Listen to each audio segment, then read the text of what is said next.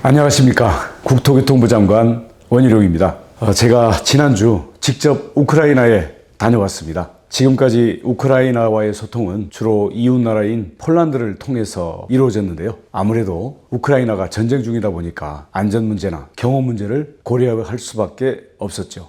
그래서 지금까지 우크라이나 재건 사업과 관련해서는 폴란드에 모여서 진행을 해왔습니다. 국민 여러분도 아시다시피 지난 7월에 윤석열 대통령께서 우크라이나를 전격 방문했죠. 살상 무기를 지원하지 않는다는 원칙을 지키면서도 우크라이나 문제에 대해서 나토와 협력하겠다. 그리고 우크라이나에 대한 지지를 표명한 외교적인 선언이었는데요. 덕분에 그동안 우리가 추진하고 있었던 1200조 원이 넘는 우크라이나 재건 사업들에 대해서도 큰 추진력을 얻을 수 있게 되었습니다. 대통령께서 다녀오셨는데 대한민국 제2호 영업사원인 제가 후속 조치로 따라가야 되겠죠. 폴란드에서 진행을 하다 보면 아무래도 만날 수 있는 우크라이나 인사들이 한정될 수밖에 없고요. 또 다양한 정부 부처를 만나볼 수 없다는 한계가 있어서 좀 답답했던 게 사실입니다. 그래서 이번에 직접 우크라이나에 들어가서 회담을 했습니다. 참고로 그동안 전쟁 중인 우크라이나에 무단 입국하는 건 불법이었습니다. 그런데 지난번 윤석열 대통령의 정상회담 이후에 한 번에 30명에 한해서 여권을 사용할 수 있도록 입국 절차를 완화했고요. 그에 대한 첫 팀으로 저희 방문단이 갔습니다. 우크라이나 곳곳에는 전쟁의 상처가 깊이 남아 있었고요. 수도인 키이우도 마찬가지였습니다. 우리 대한민국도 한국전쟁을 겪기는 했지만 벌써 70년 전의 일이라 전쟁을 직접 생생하게 경험한 사람은 많지 않은 편이죠. 하지만 우크라이나 사람들이 전쟁 중에도 생업을 이어가고 전쟁 복구를 위해 싸우면서 건설하고 싸우는 모습을 보면서 지난 70년간의 대한민국의 역사를 되돌아보지 않을 수 없었습니다. 우리의 어머니 아버지 세대들이 전쟁이라는 그 폐허 속에서 한강의 기적이라는 경제성장을 이뤄내는 그 과정을 생각하면서 가슴이 뭉클해졌고요. 우크라이나도 반드시 성공적인 재건 사업을 해내기를 바랍니다.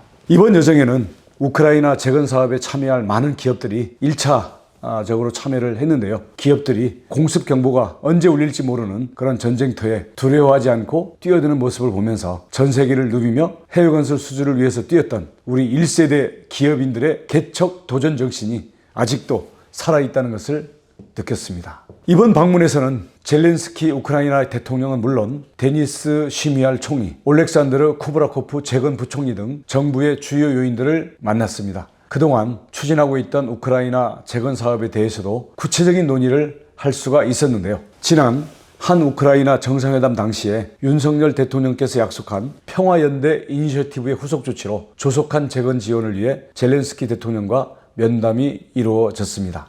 제가 젤렌스키 대통령을 만난 것은 이번이 처음이었는데요. 젤렌스키 대통령은 아주 시원시원하고 미사여구 없이 직설적이고 직접적인 표현을 하기 때문에 저도 아주 허심탄회하게 실무적인 이야기들을 나누면서 회담을 알차게 꽉꽉 채울 수 있었습니다. 1시간 거의 꽉 채운 그 시간 동안에 젤렌스키 대통령의 전후 구상과 의지를 들어보니 왜 우크라이나가 다른 나라들을 제치고 우리나라와 긴밀하게 협력하고 싶어 하는지 잘 이해를 하게 됐습니다. 보통은 우리는 전쟁을 겪고 나면 전쟁 이전의 삶을 되찾는 걸 목표로 하는데요. 젤렌스키 대통령은 그 이상이었습니다. 전쟁을 하면서도 피해를 입은 지역은 복구를 하고 전쟁 이전이 아니라 그보다 더 나은 국가를 만드는 구상을 하고 있었습니다. 예를 들어서 전쟁으로 도시나 도로가 파괴되었다고 한다면 도시를 재건하는 데 머무르는 게 아니라 아예 스마트 시티 같은 미래형 도시로 재건을 하겠다는 거죠. 이런 의미에서 보면 아직도 전쟁 중이고 전 국토가 초토화되는 전쟁을 겪었으면서도 전쟁 이전보다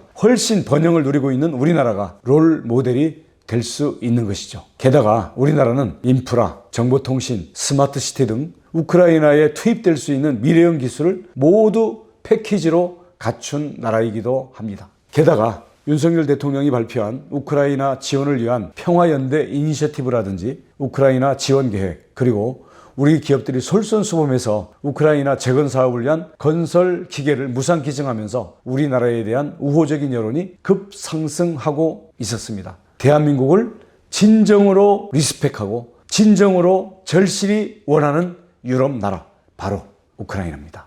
예, 지금도 전쟁으로 굉장히 유명세를 탄 지역이었죠. 격전지였다가 우크라이나가 탈환한 헤르손이 댐도 파괴되고 심각한 식수 부족을 겪고 있어서 우리가 식수 공급을 하고 있습니다. 또 우크라이나 남부의 미콜라이우라는 주는 최대 격전지였던 남부 전선에 속해서 많은 피해가 있었는데 피해 복구를 위한 건설 기계들을 우리나라가 지원을 이번에 했습니다. 이 미콜라이우 주의 주지사는 비탈리 김이라는 고려인 4세인데요. 이런 인연들이 쌓이면서 국토교통부가 한국의 이미지를 높이는 외교적 역할까지 의도치 않게 수행하고 있는 것이죠. 이렇게 우호적인 여론이 쌓이면서 우크라이나 재건사업 참여도 추진력을 얻고 있는데 제가 이 미콜라이우 주지사인 고려인 4세 비탈리 김 주지사는 11월에 공식으로 초청하기로 이번에 이야기가 됐습니다. 예전에는 어떤 사업이 필요하고 우리가 어떤 사업에 참여해야 할지 서로 한 5,000개 정도의 리스트를 놓고 13회의 화상회의를 통해서 서로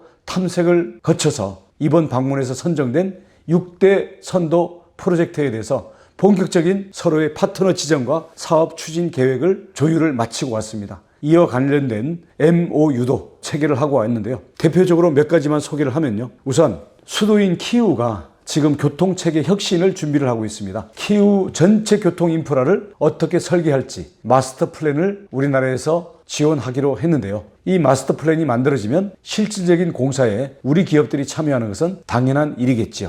이게 첫 번째 시범 사업이고요. 두 번째는 키이우의 국제공항이 보리스필 공항인데 이를 현대화하고 활주로도 확장하는 사업을 우리가 6,500억 원을 들여서 재건 사업에 참여하기로 선정을 했습니다. 그리고 세 번째는 우크라이나의 중부의 교통의 요지인 우만시를 스마트 시티로 재건하는 사업. 이게 세 번째 사업이고요. 네 번째는 이번에 러시아가 폭격을 해서 많이 부서진 부차시의 하수 처리 시설을 재건하는 사업. 이게 네 번째 사업이고요. 다섯 번째는 전쟁으로 무너진 카우카댐 복구를 위한 기술 지원.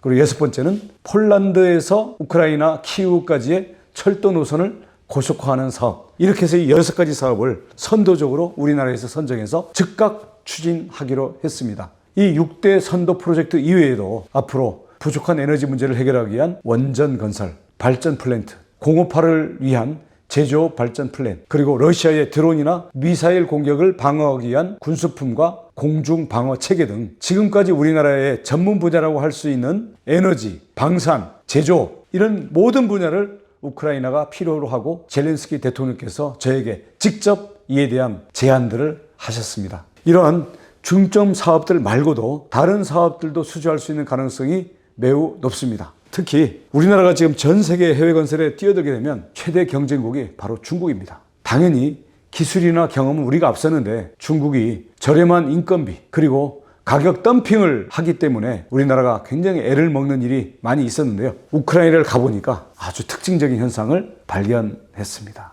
우크라이나의 중국인은 지금 발도 못 붙이는 상황입니다. 자, 그런데 한편에서는 이렇게 많은 사업에 참여하는데 우크라이나가 과연 이에 대한 대금을 치를 돈이 있겠느냐. 그에 대해서 이 사업성에 의문을 표하거나 아니면 옆에서 괜히 기운을 빼는 분들도 계시는데요. 이번에 제가 우크라이나를 가서 깊이 있는 토론을 하면서 이 부분에 대해서 확실한 답들을 얻었습니다.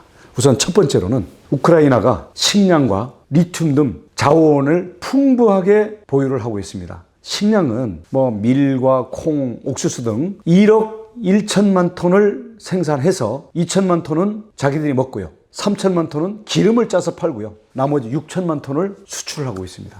참고로 대한민국은 우리 1년에 2천만 톤이면 먹고 남습니다. 우크라이나는 자기 나라 먹고 우리나라 먹고도 수출할 식량이 7천만 톤이나 있는 나라이고 이걸 매년 수출을 하고 있습니다. 그래서 현재 전쟁 때문에 이 수출의 해상 수송로가 막혀서 애를 먹고 있는데요. 이것만 정상화되면 식량 수출 대금을 가지고 시급한 국가 개발에 대해서는 재원을 댈 수가 있고요. 그 다음 자원으로는 지금 리튬이 호주에 많다, 볼리비아에 리튬 호수가 있다. 그러다가 이번에 미국이 리튬 광산을 발견을 해서 화제가 됐죠. 아시다시피 리튬은 배터리의 재료로 사용되고 호주, 칠레, 중국이 최대 생산국이면서 리튬 자원화, 리튬 무기화를 통해 가지고 세계 공급망에 대해서 갑질을 하려고 하고 있는데요. 우크라이나에 리튬 광산이 4개가 있고 그 매장량이 거의 세계 최고 수준입니다. 그렇기 때문에 현재 리튬 광산 중에 하나는 지금 러시아와의 전장에 너무 가까워서 조금 어렵지만 나머지 3개의 리튬 광산이 개발이 가능하고요. 그 중에 한 광산은 미국 회사가 이미 개발을 하고 있고, 나머지 광산에 대해서 이번에 젤렌스키 대통령이 저에게 리튬을 한국이 함께 개발을 해서 그에 대한 가공 공장도 같이 세우자. 이렇게 하면 우리가 리튬 광산 자체에 대한 지분을 보유할 뿐만 아니라 장기 공급 계약 같은 것도 맺을 수가 있겠죠. 그래서 이런 점에 대해서는 다른 대국들이 왔을 때는 어떻게 보면 그 지배에 대한 두려움이 있지만 한국은 우크라이나보다 사이즈는 작은 나라잖아요. 그러니까 한국이 뭐 이것을 침략하거나 갑질하는 부분에 대한 걱정이 적기 때문에 아마 우크라이나로서는 광산을 개발하더라도 한국같이 제국주의적인 야심이 없는 나라에 대해서 훨씬 더 서운하는 것을 느낄 수가 있었습니다.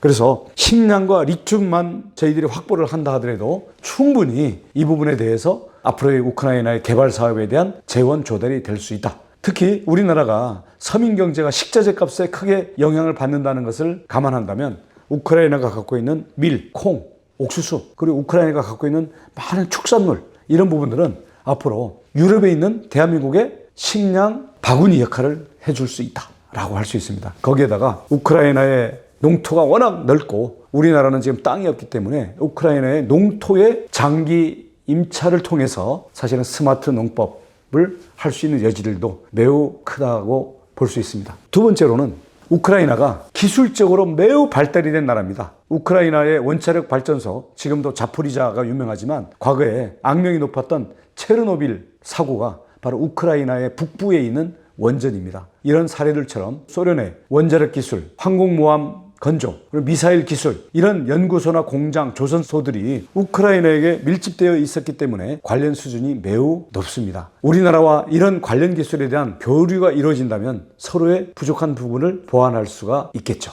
그리고 또 중요한 사실은 사업적인 이런 서로의 보완 부분뿐만 아니라 우크라이나가 앞으로 EU 가입은 시간 문제입니다. 물론 어떤 사업의 관행, 그리고 관료주의 이런 부분들에 대한 개혁 조치가 전제가 붙기는 합니다만은 이런 강력한 개혁 조치를 젤렌스키 대통령 리더십 하에서 진행을 하면서 EU에 가입을 하게 되면 앞으로 탄소 국경세라든지 EU 내에서의 국경 개방과 관세 혜택, 이런 부분들에 대해서 대한민국의 우호적인 거점이 우크라이나를 통해서 EU 내에 생길 수 있는 겁니다. 게다가 우크라이나는 고려인 출신 관료들도 비중이 높고 한국을 진정으로 리스펙하는 나라이기도 합니다. 그래서 앞으로 우크라이나를 기점으로 해서 러시아의 위협을 받고 있는 동구권 국가들과 북유럽 국가들의 협력이 강화될 텐데요. 여기에 우리나라가 우크라이나와 준동맹에 가까운 협력 관계를 맺는다면 이런 동구권 국가들, 북유럽 국가들과 EU라는 단일 시장에 대해서 혜택을 받고 진출할 수 있는 여지가 열리게 됩니다. 그리고 또 다른 우크라이나의 재원은 미국과 EU 등의 국제 원조뿐만 아니라 러시아의 해외 자산이 동결된 것에 대해서 이걸 우크라이나의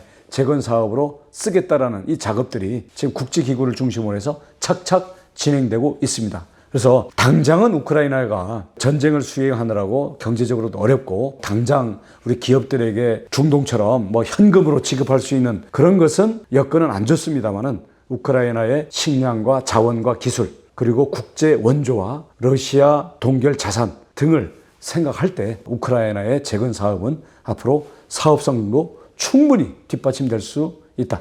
그래서 앞으로 우크라이나의 재건 사업은 해외 건설 수주라는 측면뿐만 아니라 대유럽 외교, 그리고 전쟁 후에 먼 미래를 그리는 전략을 전부 따져보더라도 우리에게는 반드시 필요하고 반드시 국익에 크게 도움이 되는 사업이 될 것이다. 우크라이나를 돕고 사업을 수주하고 장기적인 협력국으로 삼는 것은 우리의 국익에 결정적으로 큰 투자가 될 거라고 생각을 합니다. 우리는 이미 싸우면서 건설하고 건설하면서 싸운 경험이 있습니다. 전쟁의 폐허를 딛고 세계가 놀라는 기적적인 경제 성장을 만든 경험이 있기 때문에 젤렌스키 대통령께서도 이러한 한국의 경험에 대해서 크게 공감을 했습니다. 저도 젤렌스키 대통령에게 우크라이나도 반드시 성공할 수 있다고 말씀을 드렸고요. 우리 대한민국이 우크라이나의 국민들을 지지하고 하루빨리 전쟁 전보다 나은 삶을 누릴 수 있도록 도울 것입니다. 마지막으로 젤렌스키 대통령이 외치는 구호, 제가 같이 외치면서 마치겠습니다.